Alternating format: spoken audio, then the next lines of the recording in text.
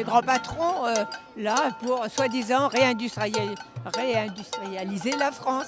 Oui, et donc c'est pour ça qu'il reçoit à Versailles, parce que bien sûr, Monsieur Macron, là, qui est un président, il se prend pour un roi.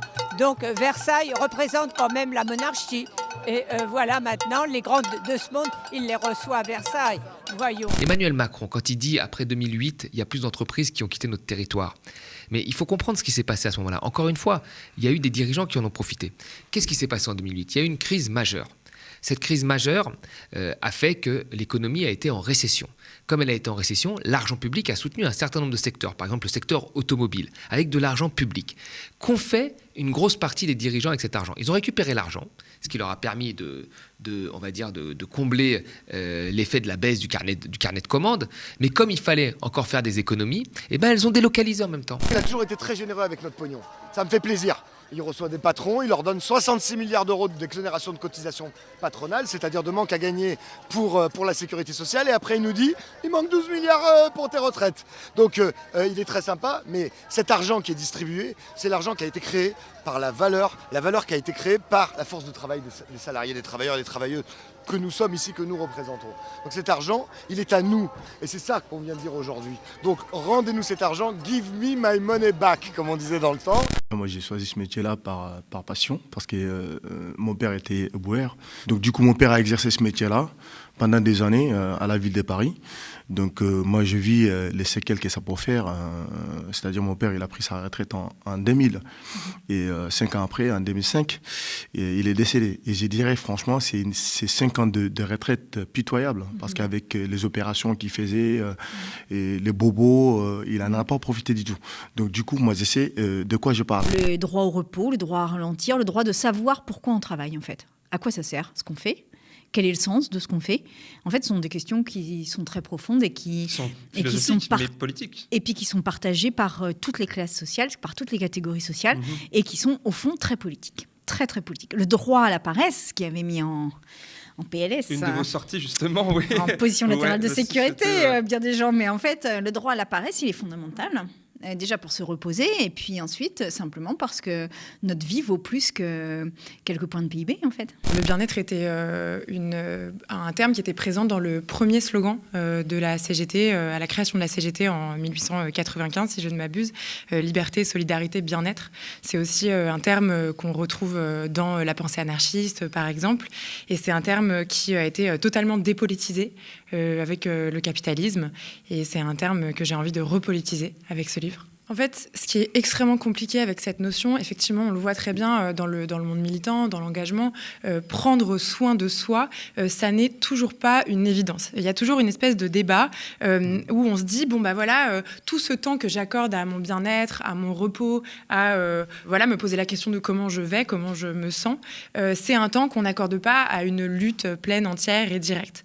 Pour autant, on se rend bien compte, et c'est ce que j'essaye de montrer dans le livre, qu'il n'existe pas de lutte à long terme si on ne prend pas soin de nous. Avec le mouvement des droits civiques aux États-Unis, il y a pas mal de militants afro-américains qui utilisaient l'expression de self-care pour dire prenons soin de nous, parce que de toute façon, et notamment en tant que personnes dominées, opprimées, qui souffront du système, personne ne le fera à notre place. Si nous ne prenons pas soin de nous, nous ne sommes plus en mesure de lutter, nous ne sommes plus en mesure de nous défendre. Pour l'honneur des citoyens et pour un monde plus sévère, même si Macron ne veut pas, nous on est là. Déjà, je voudrais dire que je suis hyper admirative des gens qui se bougent pour aller faire des casserolades à chaque déplacement de ministre. Enfin, vraiment, ils rendent un service énorme. Donc, merci. Merci à vous de rien lâcher. Ok, vous soutenez bien cette méthode, ok. Ah oui. Ouais. Oui, je trouve qu'elle est efficace. Et puis, ça permet de ne pas passer à autre chose. Macron, qui a déjà gouverné par ordonnance, annonce très clairement qu'il va contourner le Parlement en promulguant des textes réglementaires pour continuer à snober le suffrage universel. Et quand on ne propose pas de perspective, quand on bloque les voies démocratiques telles qu'Emmanuel Macron le fait, quand on se sert d'une constitution qui a des vices dès l'origine, mais qu'on en fait un usage à l'excès, je crois qu'on s'éloigne d'un chemin de paix et qu'il y a besoin de ça dans le pays. C'est-à-dire que faire les contours démocratiques qu'il fait, et même aller très clairement dans des voies antidémocratiques, eh bien, c'est à organiser une forme de chaos dans le pays.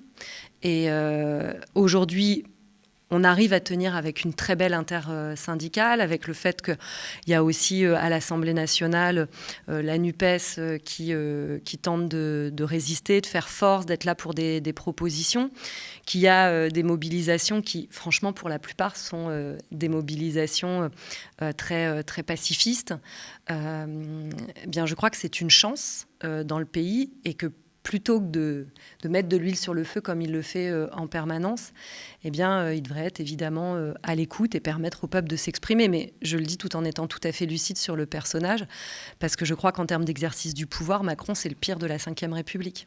Macron est sur une pente comme ça, glissante, et l'on voit que jour après jour, il descend de plus en plus bas dans le respect.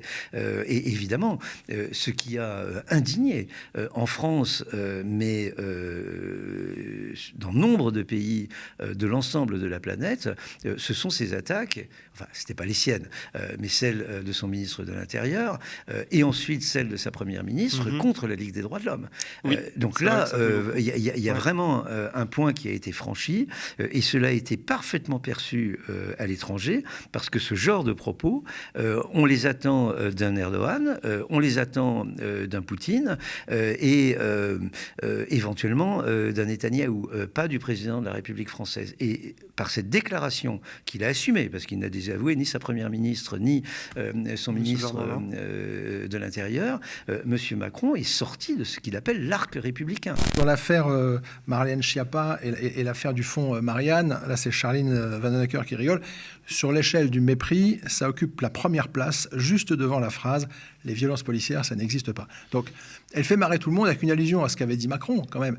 Après des milliers et des milliers de blessés au moment de la révolte des Gilets jaunes, mais également de la révolte des retraites, où Macron vient dire, enfin, il l'a dit à l'époque des Gilets jaunes, ne parlez pas de violences policières. Donc, c'est cette façon quotidiennement de pointer les hypocrisies, les petits mensonges du pouvoir, c'est pas anodin. C'est ce que faisaient les guignols de l'info sur Canal, ça dérangeait profondément Sarkozy. Il ne faut pas s'imaginer que le rire est anodin. En fait, je pense qu'à un moment donné, plus on va vers la tyrannie, plus les tyrans ne supportent pas les fous du roi.